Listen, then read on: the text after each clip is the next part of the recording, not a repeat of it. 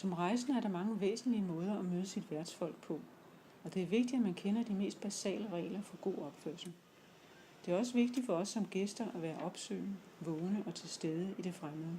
Og det kan man være ved at følge med i, hvor værtsfolket inviterer indenfor, til f.eks. udstillinger, fester, sportsarrangementer og meget andet. Internettet er et godt sted at orientere sig, og det kan man gøre hjemmefra og på rejsen. Mange steder i verden kan man koble sig på internettet, og ofte gratis, som for eksempel her i Paris, hvor en familie har lejet en privat lejlighed. På bagsiden af en wireless router er angivet en kode til netværket og et password.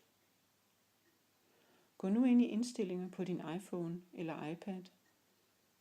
Vælg Wi-Fi. Vælg dernæst netværk. Og skriv det password, som er angivet. Du har nu adgang til internettet. Og så er det jo også muligt at følge med i andre vigtige begivenheder, som gør, at der forbliver kontakt på trods af store afstande.